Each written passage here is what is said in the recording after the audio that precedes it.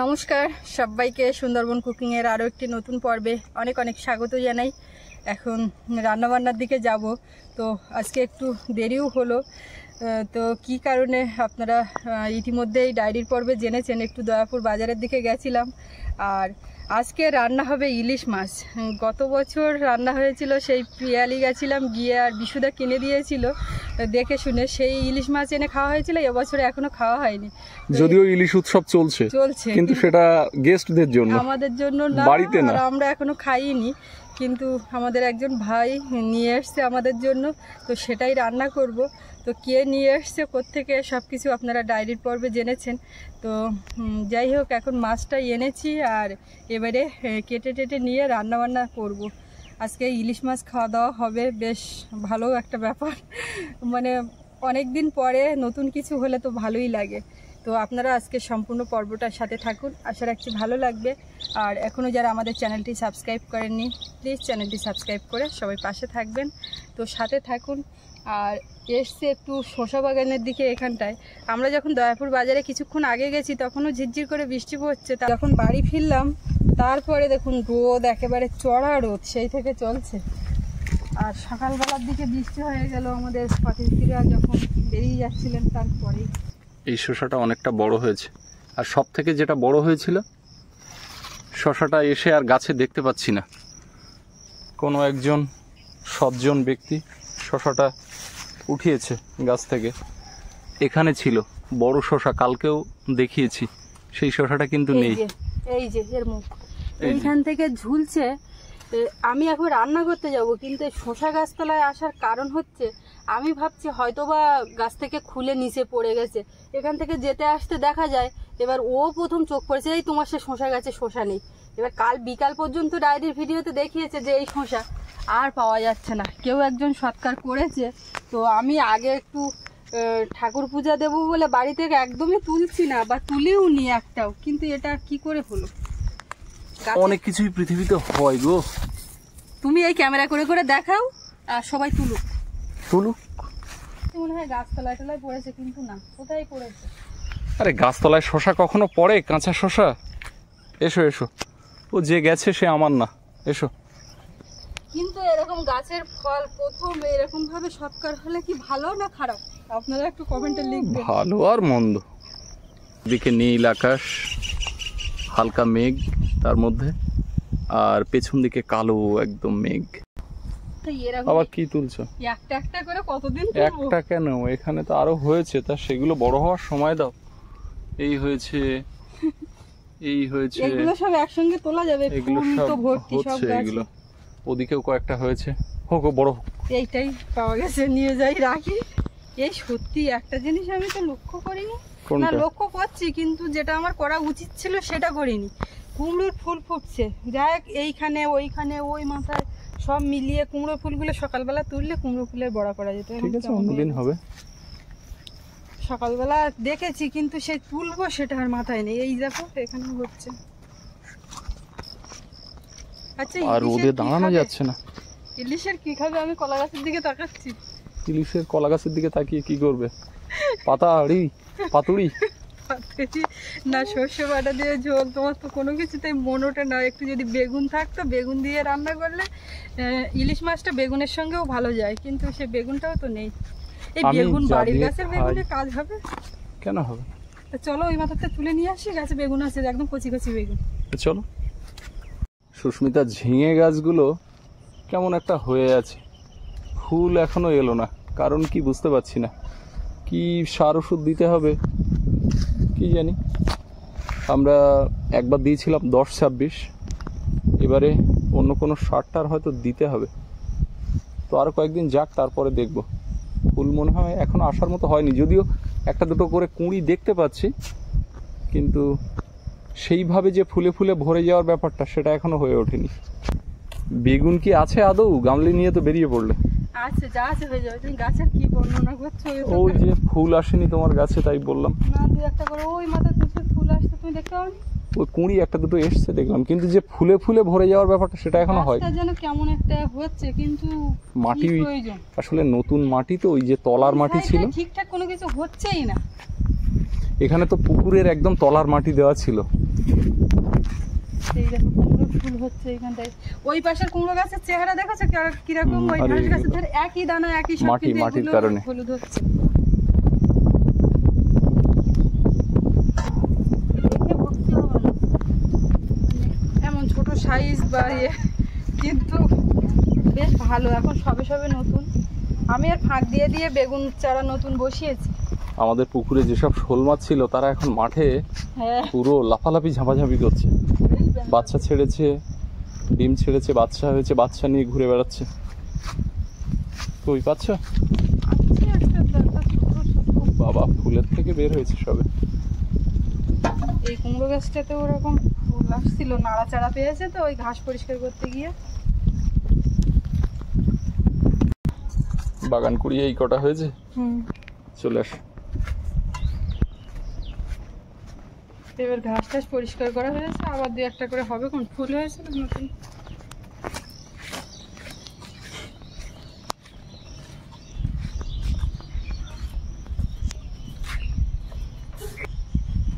Guest চলে গেছে, তারপরে এই ঘরের দিকে আসা হয়নি।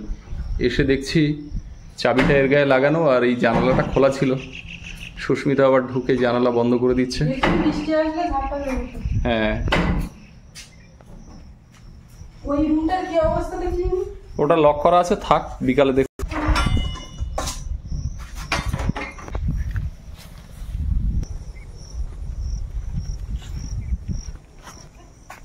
এই হচ্ছে ইলিশ মাছ। এটা এখন ঝটপট কেটে নেব। ইলিশ মাছ কাটবো এখন। কলা পাতা না হলে ইলিশ মাছ রাখলে তো ঠিক মানাবে না। একটা কলা পাতাও কেটে নিয়েছি। এই যে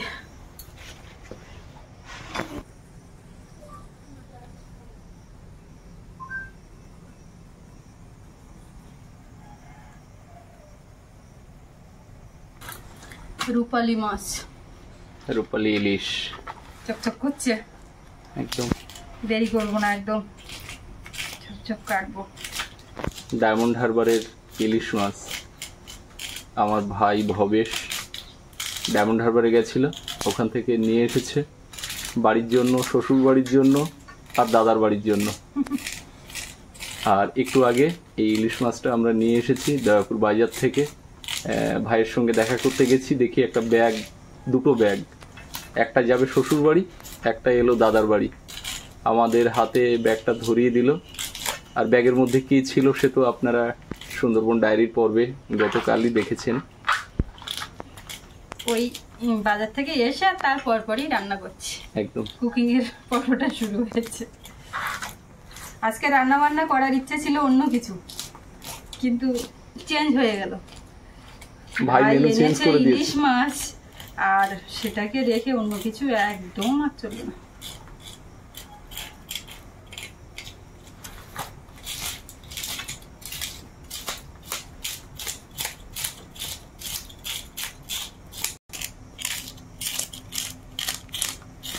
একদম টাটকা মাছ।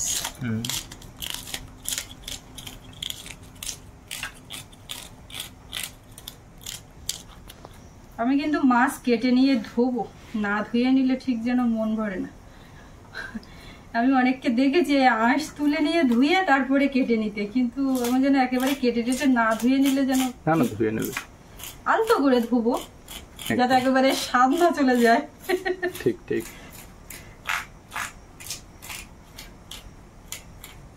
এর স্বাদ হাজার গুণ, ভালোবাসার ছোঁয়া আছে একদম।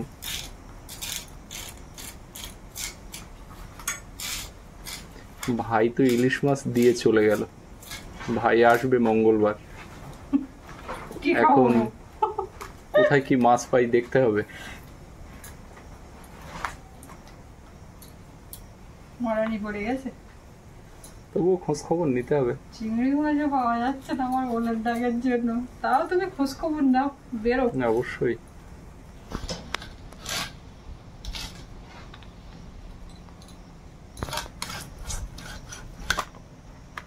ওয়াও, একদম টাটকা দেখেছো কতটা?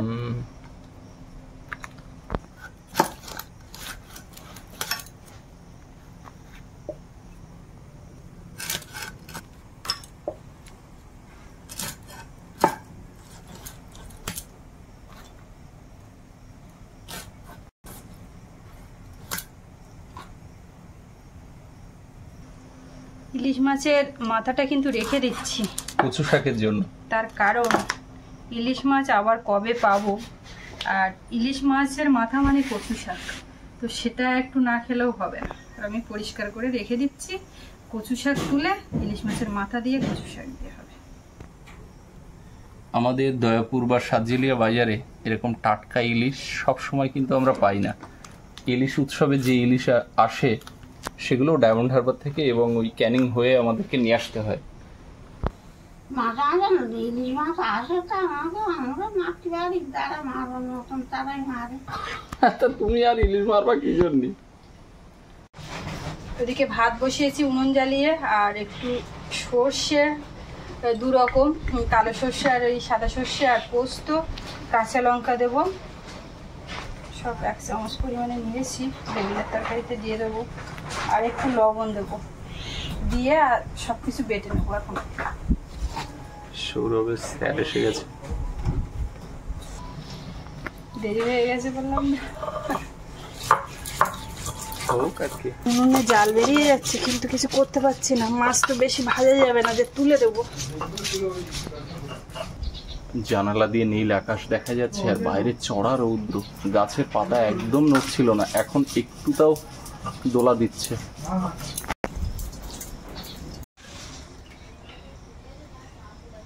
এখন আম কাটছি, একটু আম কেটে দিই। সৌরভকে আর সৌরভের স্যারকে দুজনকেই দেবো। এই আমগুলো বৃহস্পতিবার দিন হাটের থেকে আনা হয়েছিল, বেশ ভালো। ঠাম্মা অত আলু কাটছে কেন? ঠাম্মা এসেই বলছে রসুন টসুন ছাড়াইতে হবে না, তো আমি বলছি না আজকে আর পেঁয়াজ রসুন লাগবে না। কি দিয়েছে? বেগুনি হ্যাঁ, আর আলু তো করে। কত? একটা আলু লাগবে? ওই আলু ওই মাছের তেল ডিম দিয়ে আলু দিয়ে ভাজা করবো। মাছটা ডিম হয়েছে। ডিম হয়েছে অল্প? ওই তেল, ওই ডিম যা আছে ওইটা মাছ ভাজা করে সেই তেলে মদন আলু ভেজে তুললে মাছের তেলে হয়ে যাবে। মাছের তেলে মাছ ভাজা আর হবে না।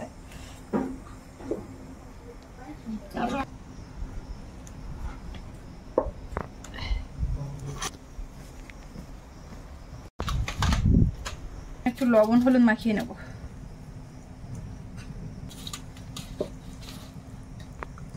আবার তেল? একটু তেল দিয়ে মাখাই।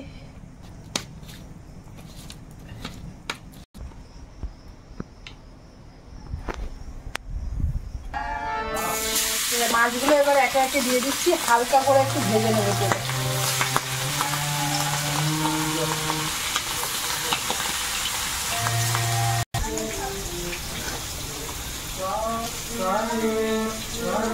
আলুটা কেটে নিচ্ছি একটু চৌকো চৌকো করে, আলুটা ভাজা হবে। এই মাছ ভাজার পরপরই এই তেলে ভেজে নেব।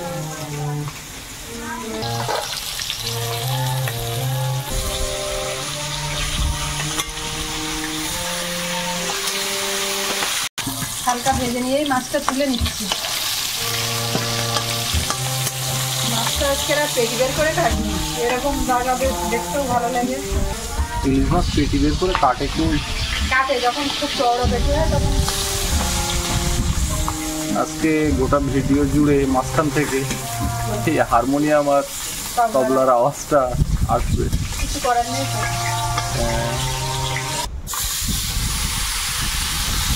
এটা আগে দিল না তেলটা?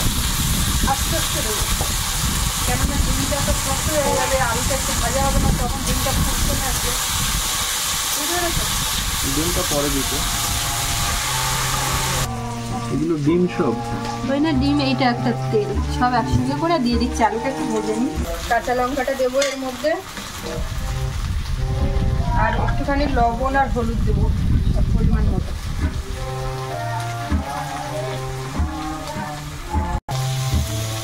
এবারে মাছের ডিম আর তেলটা দিয়ে দেবো। এটাই মনে হয় সব থেকে দারুণ একটু কম। হ্যাঁ,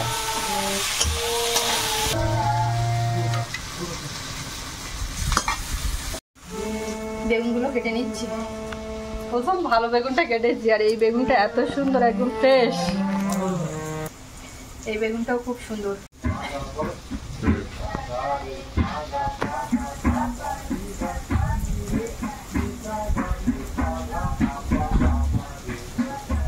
সারেগামা চলছে ওদিকে। তুমিও কিন্তু শিখতে পারো ছেলের সাথে। শিখবো তো যা। কেন, শেখার তো কোনো শেষ নেই। সে তো নেই, তুমিও তো শিখতে পারছো। তুমি বলো আমি যদি শিখতে যাই হ্যাঁ তাহলে টোটালি সিস্টেমটা ব্রেক হয়ে যাবে। যাই যাবে বললে হবে? তুমি যে বললে বলো যে তোমার ছোটবেলায় তোমার মানে ইচ্ছে থাকলেও তুমি সেটা স্বাদটা পূরণ করতে পারো, তো বড়বেলায় এটা হোক। ছেলে শিখুক, তুমিও শেখো। ছেলে শিখুক, বউ শিখুক, মাঝখানে আমি বাদ দিই। ছেলে বউ এসে করবে, শিখবে, শিখেই আসবে হয়তো। ছেলের বউ দেখা যাচ্ছে যে হবে হয়তো, সে হয়তো এতক্ষণ শিখবে, এরকম এমনও তো হতে পারে সে এখনো হয়নি, জন্ম হয়নি, কতটা ডিফারেন্স হবে, হয়তো হয়ে গেছে, এখন হয়তো ক্যাম্পাস করে ঘুরছে। চিন্তা ভাবনা সত্যি এরকমটা কিন্তু কখনো ভাবাই হয় না। তো ভাবতে হয় অনেক সময়। প্রত্যেকটা বেগুন ভালো বেগুন, কোনো সমস্যা নেই। আর এটা পলাশের ইচ্ছে, বেগুন দিয়ে ইলিশ মাছটা হচ্ছে আজকে। সুস্মিতা সেই ইচ্ছেটা পূরণ করছে।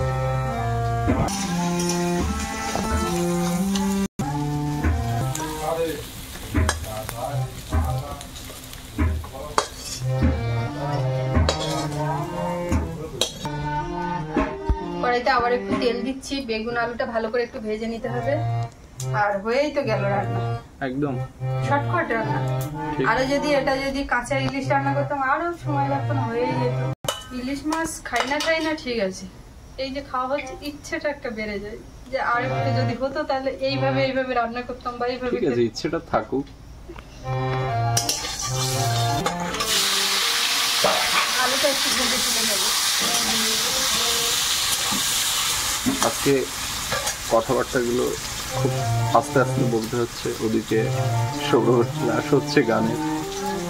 আমি বলছিলাম ওকে যে ওই মানে হারমোনিয়াম তবলা সবকিছু নিয়ে ওই মাথার দিকে যেতে, কিন্তু গানটা ফাঁকা জায়গাতে ঠিক মতো হয় না। ও পাশে আরো রুম আছে কিন্তু সেগুলো খোলা খুলি ব্যাপার, হয়ে নিয়ে যাওয়ার ব্যাপার, ওই জন্য আমরা এই সাইডে হয়ে গেছি খুব আস্তে আস্তে।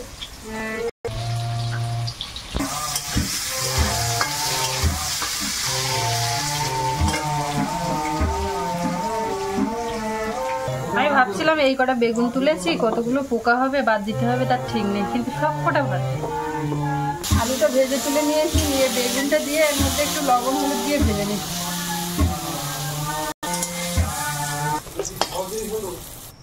একটু কালো জিরে দেবো আর কাঁচা লঙ্কা তেলের মধ্যে, আর এই মশলা বাটাটা দেবো, লবণ দেবো। সবগুলো ভাজার সময় লবণ হলুদ দিয়ে ভেজেছি, সেই বুঝে রেডি হয়ে গেছে, এর থেকে তেল ছেড়েছে। এইবারে আমি জল দেবো।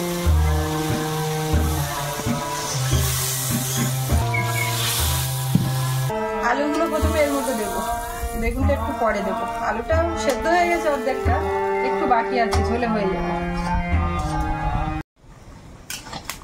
আলুটা দিয়ে কিছুক্ষণ ফুটেছে, সেদ্ধও হয়ে গেছে, আর ওদিকে ভাতও হয়ে গেছে, ফ্যান দিয়ে দিয়েছি। এখন ভাজা বেগুনটা দেবো।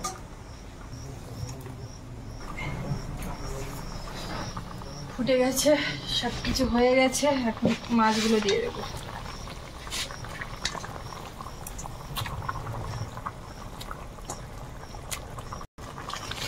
আলতো করে নাড়াচাড়া করতে হবে। অত কিছু দেওয়ার নেই বলে না, একটু সর্ষের তেল দেবো উপর থেকে। না ও দিতে হবে হালকা করে দিই না, কাঁচা তেল দিতে হবে না। কাঁচা তেলটা পছন্দ, একটুখানি ফুটিয়ে নিয়ে নামিয়ে নেবো। কাঁচা তেল যখন দিতে বারণ করছে দরকার নেই।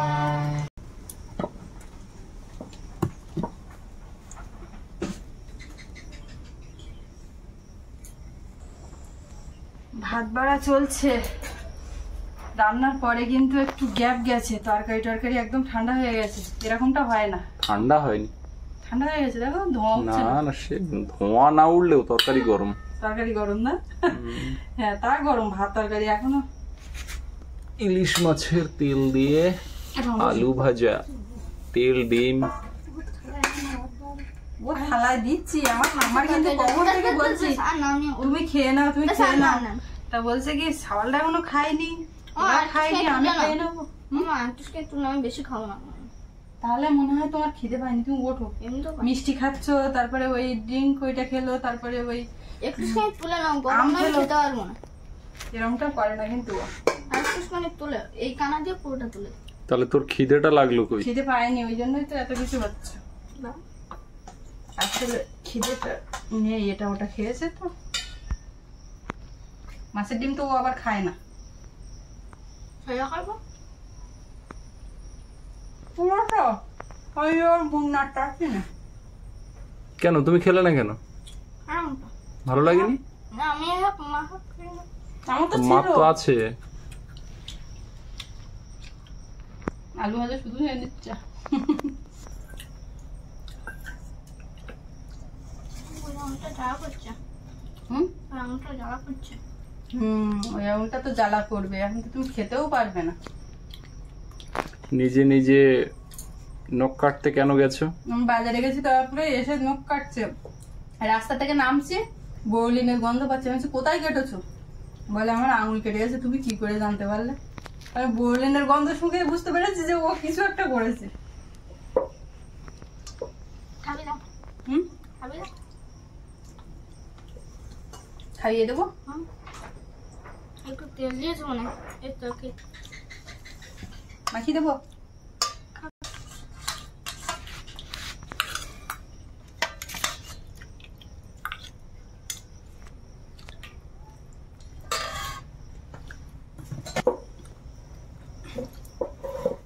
দেখি আচ্ছা ও এইবার বলছি যে মনে হয় একটু ইয়ে দিয়েছে, কি গো? কি একটা দাও না সাদা সাদা। পোস্ত। পোস্ত। এবার বুঝতে পেরেছো?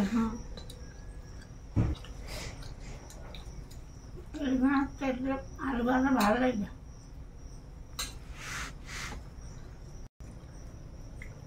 মাছটা কেমন এবার খেয়ে দেখো। নাম লেগেছে। তুমি খেয়ে ফেলেছো? এই যে এর যা খুব কাঁটা। গত বছর একটা নিয়ে আসছিলাম না, 1 কেজি কতটা হলো? 1 কেজি 100। গত বছর এনেছি, খেয়েছি, সেইটা মনে রাখতে হবে। ওই এই বড় মাছে অতটা কাঁটা থাকে না, দেখো এই দেখো। আরে ওই জন্য তো আমরা খাই না, কাঁটা বলে। আচ্ছা তুমি এই পাশে বসেছো, এখান থেকে না কি দিতে নেই ডান পাশ দিয়ে? ও আমার খুব দুটো হয়। দিতে হয়। খেয়ে নাও। সৌরভ তো আবার বড় ফাঁকা টাকা খায় না নাকি? খাচ্ছি কি করবো? খাচ্ছে কি করবো, অল্প ফাঁকা দিয়েছি। একটা তো দেখতে পাচ্ছি না আমি ওইরকমটা। একটাও আছে, এই যে কই, এই তো সবটা কাটা তো আলু বলে সব বেল লেজের আগে। বলে এমনিতেও কাটা, এবার লেজের দিকে। দরকার নেই খাওয়া। ইলিশ মাছের ডিজাইনিংটা যদি কাঁটা ছাড়া হতো তাহলে আরো এটা আকর্ষণীয় হতো মাছটা, না? নাম লেগেছে। কাঁটার জন্যই তো ভালো, এত কাঁটা তবুও স্বাদ খুব ভালো হলে মাছটা ভালো লাগে। আমি আগের বছর কি বলেছিলাম জানো? হ্যাঁ। এই মাছটা খাওয়ার হ্যাঁ। বাবা কই কি কাটা, আমি এই মাছ আর জীবনে খাবো না। এই তো, তারপরে সেটা মনে হয় ভিডিওতে আছে, থেকে গেছে নাকি? বলে দিলাম।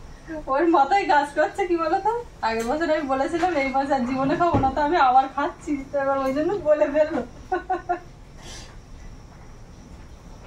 আবার এই এবছর যা বলছে, পরের বছর কি আবার খাবারে খাওয়ার সময় একটুখানি বললে হলো যে আমি এরকম একটা কথা বলেছিলাম, তাও খাচ্ছি, মিটে গেল। ওই সেইটা মাথার মধ্যে কাজ করছে বলেই তো বলে ফেললো।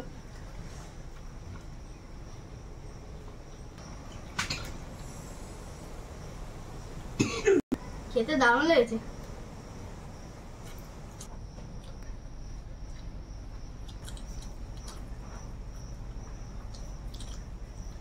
ভালো মাছ, ভালো লাগে। ভালো টেস্ট আছে মাছের, বড় মাছ তো।